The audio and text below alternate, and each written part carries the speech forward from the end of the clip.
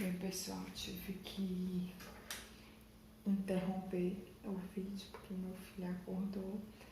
E aí agora eu vou continuar para não ter que gravar tudo novamente. Introdução básica com interrogação foi o que a gente viu. Uma excelente forma, uma pergunta, atrai o leitor. No caso, o leitor é o seu avaliador.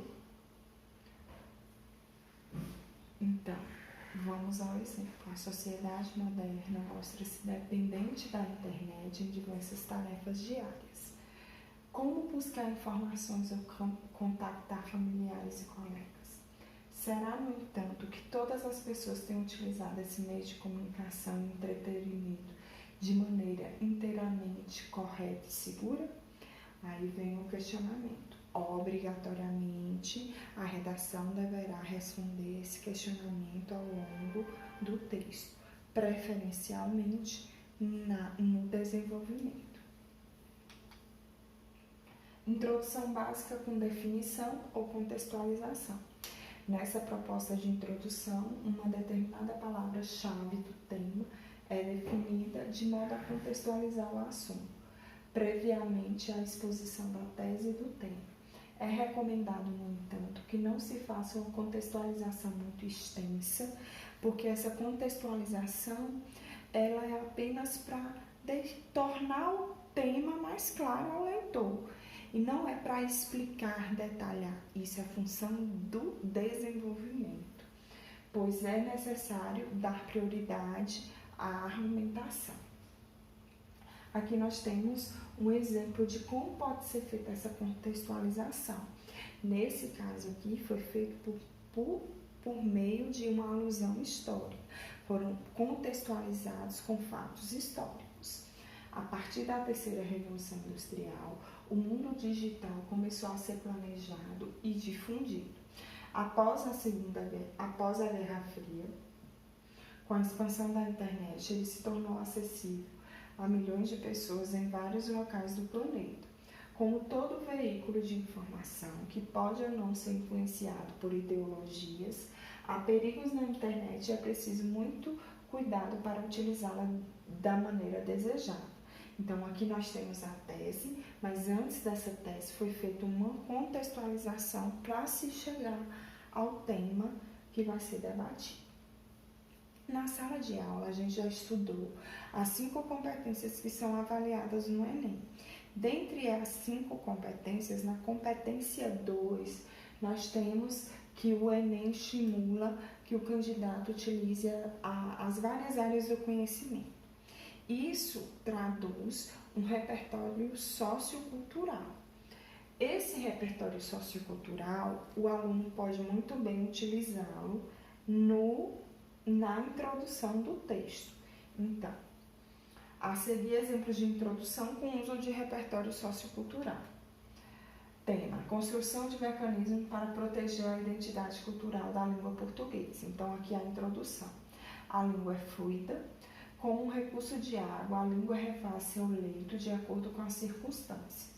Como um rio, na época da seca, a língua pode interromper sua vazão para, na estação das cheias, retomá-la, inundando o que estiver em seu caminho. Qualquer iniciativa que pretenda conter ou expandir a vazão de uma língua deve partir de sua nascente, a cultura de seus falantes. Nesse caso aqui, a literatura foi utilizada através da figura de linguagem metáfora para a elaboração desse parágrafo aqui. Quando ele diz a língua é fluida, ele está fazendo uma comparação interna. Então, ele vem comparando a língua ao rio, e isso de maneira objetiva. Cuidado para não ir por campo literário e fazer com que seu texto deixe de ser linha dissertativa e passa a ser literatura. Não. Ele aqui só utilizou para fazer um paralelo, né? Como é a língua, e tornar essa metáfora ela tem que ser clara a qualquer pessoa conseguir ler e interpretar ela. A importância da leitura, aqui veio citando um autor. Se para Monteiro Lobato um país se faz de homens e livros, para os governantes não poderia ser diferente. Aqui eu quero chamar a atenção, ele faz uma citação, né, de Monteiro Lobato. O que é que Monteiro Lobato, esse ideal de Monteiro Lobato? Vocês poderiam fazer isso citando um filósofo, um sociólogo, um historiador, certo? Um matemático, qualquer grande escritor. O papel da leitura na formação de um indivíduo é de notória importância. Basta observar a relevância da escrita até mesmo na marcação histórica do homem, que destaca por tal motivo a pré-história. Aí eu quero chamar a atenção para vocês, já que o tema desse parágrafo aqui é a importância da leitura, da importância da literatura para vocês estarem fazendo essas citações.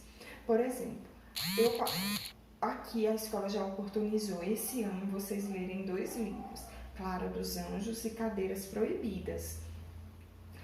Vocês, ao lerem esses livros, já vão determinando quais são as temáticas deles, porque você comece a ser inteligente e esperto e utilizar o que você sabe, o que você já leu nos seus textos. Então, Clara dos Anjos fala da questão do preconceito social, por isso que no próprio trabalho eu coloquei aquelas temáticas, para alertá-los, ligar as luzes de ideias, para caso a proposta de redação tenha uma daquelas temáticas, você sabiamente saber citar o livro Clara dos Anjos, e aí você diz o nome, o autor, e aí vem com a ideia que você quer alinhavar, né, trazer, fazer a ponte do